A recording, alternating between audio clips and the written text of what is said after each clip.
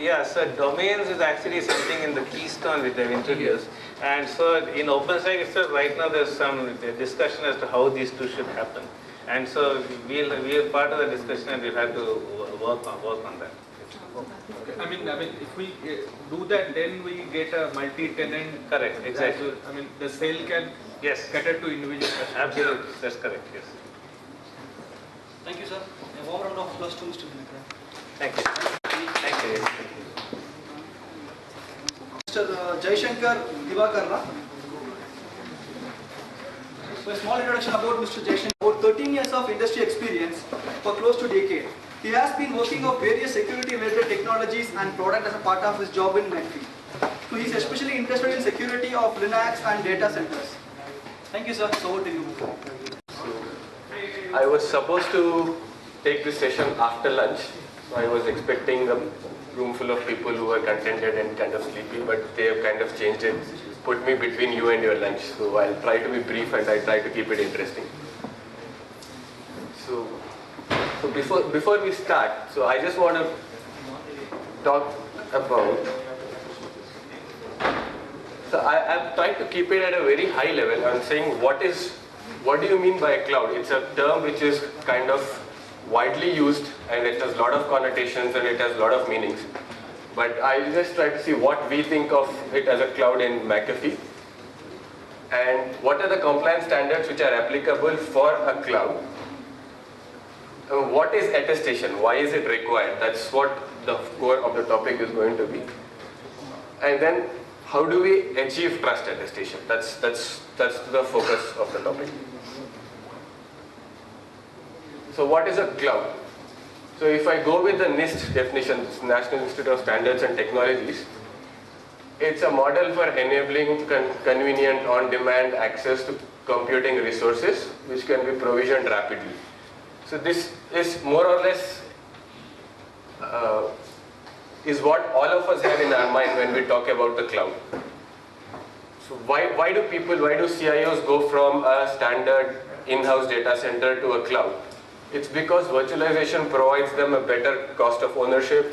For the given hardware, they can get lot more compute power. They can scale up, scale down the compute and storage requirements as per the load of the applications. So that's the primary need of the cloud. So if I were to represent this pictorially, you might have seen this earlier in the day when Tarun was speaking or in the other talk. So at the bottom of the entire cloud, we have the infrastructure layer, which provides you three basic components of the cloud, which is compute, your storage, and your network. Right? These three basic building blocks form the basic infrastructure for the cloud.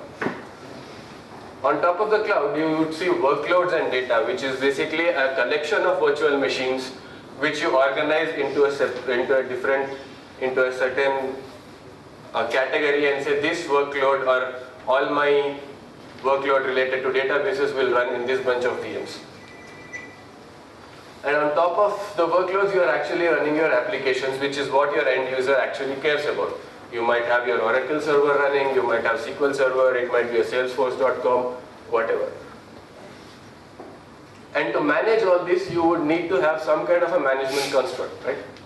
In the case of VMware, it provides you with a vCenter or a vCloud infrastructure. OpenStack provides you OpenStack Heat. There are multiple options to manage your entire cloud infrastructure. So there are the management construct provides you a dashboard, it provides you policies, it lets you set stuff like if the VM density goes below a certain threshold, then please move it to move a VM to another virtual machine and so on and so forth. So broadly, if I were to classify these three categories, then the bottom layer, the infrastructure, is what we commonly call as infrastructure as a service. The middle tier is the platform as a service, and the top is actually your software as a service. So this is what a cloud is typically. I mean, if a very simplified form of a cloud, if I were to represent it pictorially, this is what we would get. Now, what are your options for building a data center? Let's say you are a CIO, you want to move from a physical data center to a virtual data center, or you want to move to the cloud. What are your options? So there are multiple providers in the virtualization space. These are not the only categories, but these are the primary or the leading vendors. You have VMware, you have XenServer, KVM, Microsoft Hyper-V. These provide you a compute virtualization, right? On the other extreme, you don't even need to buy hardware. You have public clouds, you have companies which host a lot of hardware for you, and you can buy instances which can scale on demand. And Amazon, Rackspace, Terramark, Windows, Azure are examples of that. In between these, there are cloud operating systems like OpenStack, CloudStack. VMware's vCloud itself is one more, which lets you manage your entire compute, workload, storage, network, everything in one shot. Now the interesting piece is, none of these pieces is actually, you really don't need to get logged into a particular vendor. Any of these can be moved around. So you can take a XenServer, run it with OpenStack or CloudStack, or you can move around. Typically the standards are emerging which let you mix and match these things. So there are multiple deployment models with respect to the cloud, right? You have a private cloud, which is typically a data center which is hosted for a single enterprise. It might be spanning multiple locations, but a single enterprise has the ownership and access to it. Then there is something which is called a community cloud, where multiple companies come together and provide you and host a data center for themselves. The public cloud scenario is very well known and common, what we have already talked about. And then there's the hybrid cloud. This is the most common model in the world actually. So there are a lot of enterprises which have their own private data centers. They have their investments made in physical brick and mortar buildings with the hardware and everything set up. They're not going to throw those hardware out just because there is something in the cloud, something available in the public cloud, something like Amazon. But at the same time, they do want to take advantage of the newer technologies. What happens is they keep their existing data centers and then they expand into the cloud, or public cloud. And that's the hybrid cloud scenario, where you have a mixture of scenarios. Now let's just pause from the cloud point of view and go to the compliance. So irrespective of whether you are running a compute or your data center which is completely physical or completely virtual or in the public cloud, you are liable to meet the compliance standards. There are a lot of government regulations. Sarbanes-Oxley is one thing which all of us are aware of. There is European Union Data Protection Act. So this is a very interesting regulation. It says any financial data belonging to a European Union citizen should be in a data center which is inside the European Union. So if you are a bank or you are a provider for a bank in Europe, in EU, you cannot host your data center in, say, North America. It goes against their regulations. But the interesting challenge is, how do you prove it that the actual data is residing in European Union? That's where attestation comes in, and we'll be coming to that in a little while. Apart from government regulations, there are industry regulations. There's the PCI DSS standard for payment gateways. There is HIPAA for health data, and these are just a few examples. There are a bunch of them, a lot of them which are already out there, and these are specific to an industry. So if you belong to that industry and you want to host a public cloud or you want to go into the public cloud, you need to ensure that your provider meets those regulations. Now it's one thing for the provider to come back and tell you that yes, I do meet it, but how does he assure you that he is meeting this guidelines? That's where attestation comes in. So let's take the first scenario. You have a private data center, right? You have a private cloud, large enterprise, you have multiple data centers, one in Bangalore, one in Santa Clara, one in Plano, in a bunch of places. And as the CIO, you have configured the policy. You have said that, let's say it's a VMware shop, you have said the VMware ESXi has to be at the version 5.5 patch 1. You've said that it should be protected by intrusion prevention device, it should have a firewall, it should have all these things configured. But how do you know that whatever policies you are setting up or whatever guidelines you are setting up are being adhered to in your private data centers?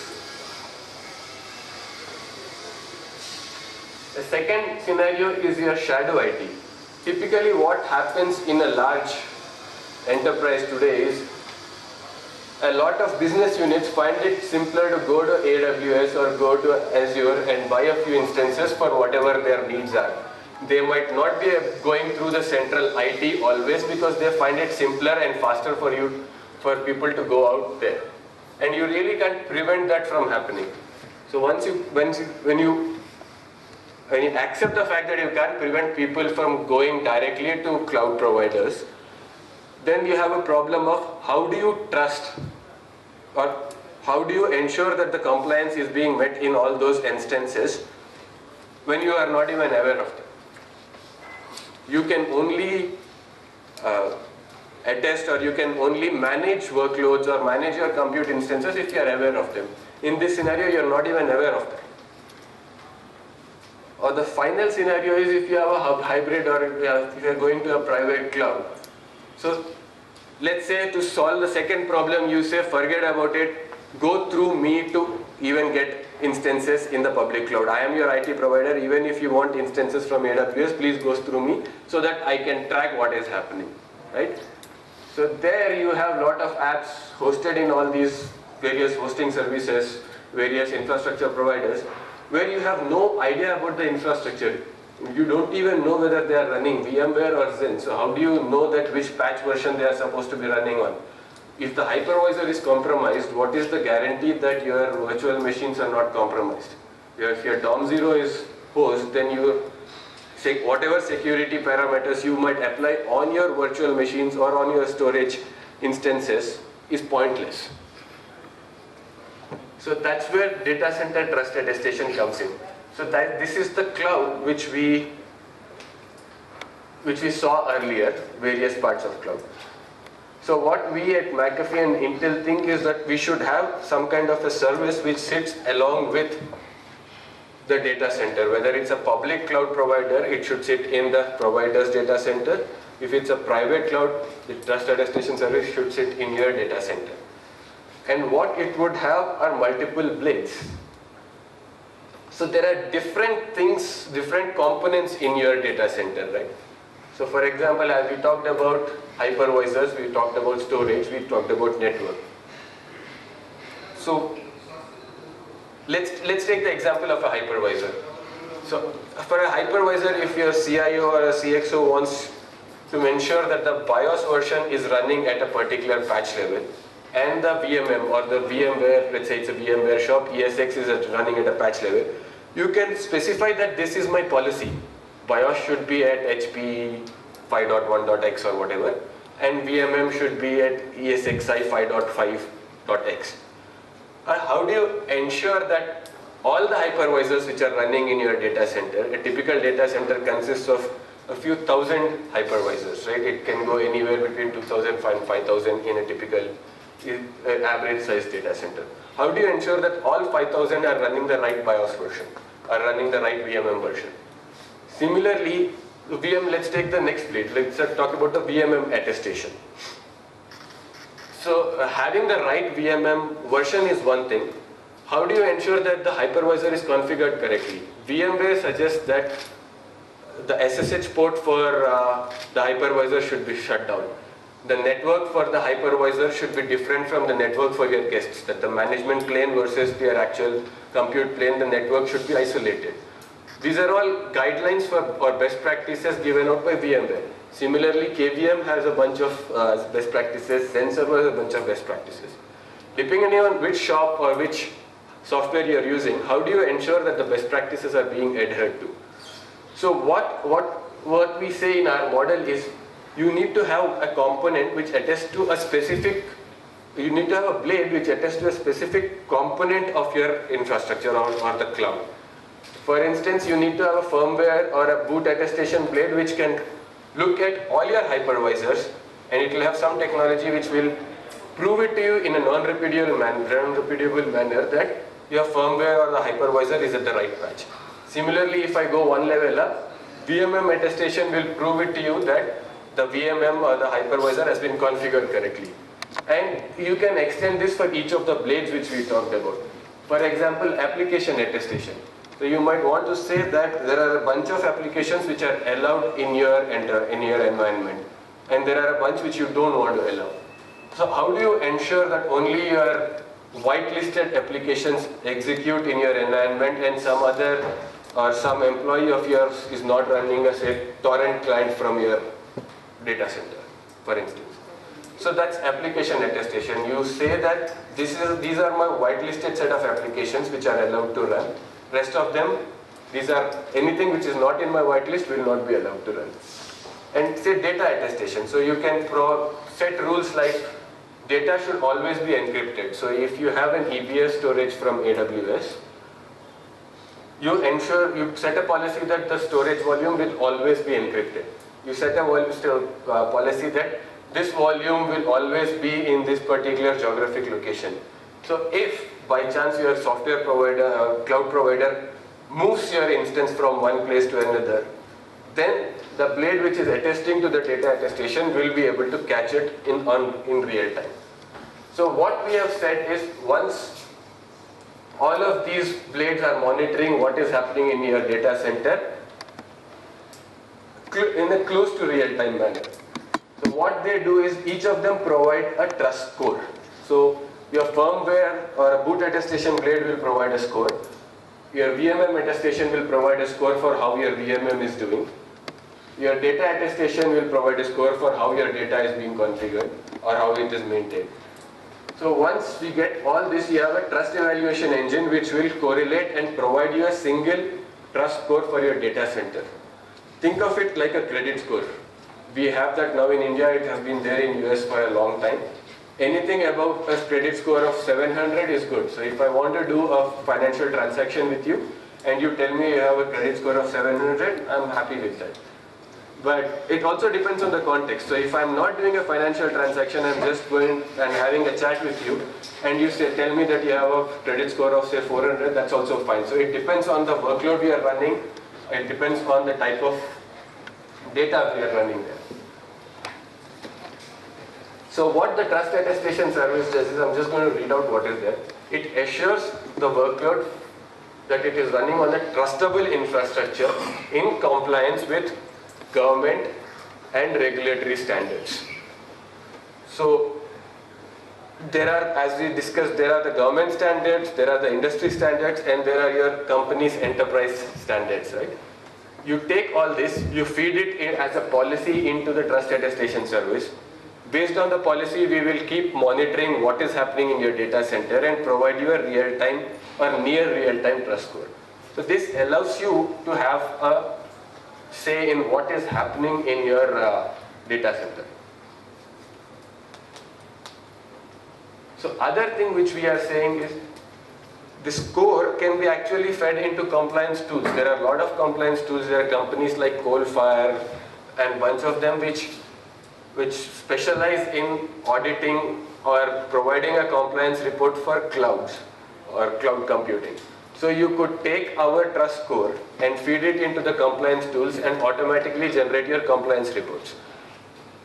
In today's world, the compliance is done on a manual process. You take the tools from these companies like Coalfire and you run them on a periodic basis.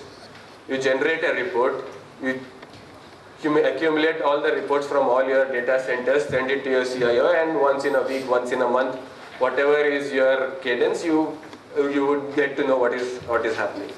But if you have this trust attestation service tool, which is monitoring your compliance on a near real-time basis, and you can programmatically feed it to compliance tools, you have a really good measure of how you are doing with respect to your compliance. So for enterprise customers, what it means is you can grow your private cloud with greater confidence. You know what is the security posture of your cloud. You are monitoring the security posture of your cloud at a near real-time basis. You can actually see how your load is going, if you need extra capacity, and all those factors can be automatically monitored. So or it could actually be fed into remediation workflows. So if you see, for instance, that if you have a policy that the VM density should not cross, say 30 VMs per hypervisor for a given workload, and if you see that some VM is actually crossing it, then you could feed it into a remediation workflow which will vMotion or which will migrate your workload from one hypervisor to another hypervisor, which is free.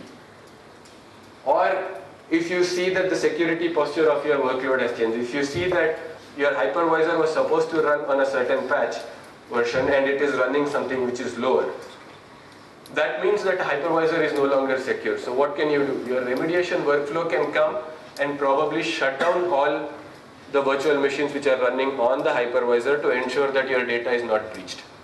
Or you could just deny access to your critical data to those virtual machines. So it can be fed into your remediation workflow. So in your cloud, if you are using automation tools like Puppet, Chef, then this could play very well with that, and it could coexist with that. What does it mean for cloud providers? Well, there are so many cloud providers, and when we talk to them, the biggest challenge which they come and tell us is there should be a mechanism for me as a cloud provider to go and assure my customers that their data and their compute is safe in my environment. If I just go and tell them that I am running all the latest patches, I am running all the latest security software, I am protecting it, that's just a statement. It does not tell them anything about how exactly am I implementing it. If there is a dip in security for say 2 hours in the night, what does it mean? It means somebody got in, did something there, and then they brought it back up. Right? So that's dangerous, and a customer to a cloud provider will not be able to figure that out. And that's what is preventing most enterprises in actually going and embracing the cloud providers. There is a cost benefit which is visible to everybody, but it's a trust factor which is holding people back. So if a cloud provider is running a trust attestation service, so they could programmatically prove it, generate reports on periodic intervals and prove it to them that my SLA with you was to give you a trust score of XYZ or above, and I have maintained that. Or if there is a dip in the compliance, then the customer can go back to the cloud provider and ask, you told me that you can have, I would have a say trust score of 700, but yesterday it dropped to 650. Can you explain why that happened and what does it mean? Was my data compromised? So it actually works for both cloud providers as well as for private clouds which you are running. So if you are running in a private enterprise, private cloud kind of scenario, it is more about how to ensure compliance, how to ensure what you have done. If you are running as a cloud provider and you want to generate confidence in your customer base, you could use trust attestation service. So I'm just going to talk about one last thing here. Go back here. So here I talked about each blade attesting to a certain component, right? But there needs to be some technology where we can go and leverage and say and prove it to you in a non-repudiable manner that what we are saying is true. I can guarantee that firmware is running at a particular level. I can guarantee that data is encrypted, right? So as just an example, I did not go into the technology details of each of them. I just have a slide here for the firmware attestation here. So some of you might have heard that Intel has this technology called Intel TXT, or Trusted Execution Technology. Or there is an open source consortium called TPM, Trusted Platform. So how the technology works is, in all their chips, Intel has actually embedded a digital signature in the hardware, in the silicon. Right? That's called the endorsement key. So how TPM works is, when a BIOS boots up, say HP's BIOS boots up, or firmware is coming up on the chip, it calculates checksums of a few key components of the BIOS version which is booting up, signs those checksums using the hardware key, and stores them in the TPM registers on the silicon, right? So after a machine boots up, I can go and look at the register values and see the checksums which actually booted up. A checksum of the OS or the firmware which booted up on that particular hardware. And I know that the checksum cannot be tampered, or some malware has not inserted it a fake checksum there because it is digitally signed by the endorsement key which is embedded into the silicon, right? So that's the hardware root of trust. So from hardware, unless the hardware itself has been tampered with, I can prove that a particular version of BIOS was what was booted up on the device, on that hardware. So how that works is, let's take a hypervisor. You have two components there. You have a firmware booting up and you have a VMM or the hypervisor OS itself booting up, right? So what we do is we take a particular hypervisor firmware version, say HP 5.x, and we calculate the checksums of what that version's modules is going to be. And we configure it in that blade saying this particular hypervisor is supposed to match but to this checksum. Now if each time the hypervisor boots up, because of the TPM technology, it stores the checksum into the registers. Now we know what actually booted up, we know what was supposed to boot up. When you do a comparison, you can prove it from a hardware root of trust that the firmware which you have configured is the firmware which is actually booted out on the device. Similarly, you can do the same for your VMM or your hypervisor. So the workflow is pretty simple. So one is the provisioning, where you take the known good values of your BIOS and hypervisor and provision it into the TPM module, which is our firmware attestation plate. At power on, first the BIOS is measured. If the results match, if the results are mismatched, then it indicates an untrusted status. You expected a certain version of BIOS, but something else has booted up. You don't know whether it's a malware or it's because you are out of compliance or you have patched it to a higher version and you have forgotten to match the thing. But the fact is, it has not booted out the exact BIOS version which you wanted it to boot. So that gives you a trusted, untrusted state for your BIOS. It's a Boolean state. Now going forward, let's measure the hypervisor. Again, hypervisor, you measure what is happening and each of the modules which boot up. Based on what was provisioned, you again know whether your hypervisor can be trusted or untrusted. So what Intel has done is it's worked with all the hypervisor vendors. VMware supports this, Citrix Zen Server supports this, Hyper-V supports this, Open Source Zen Server supports this.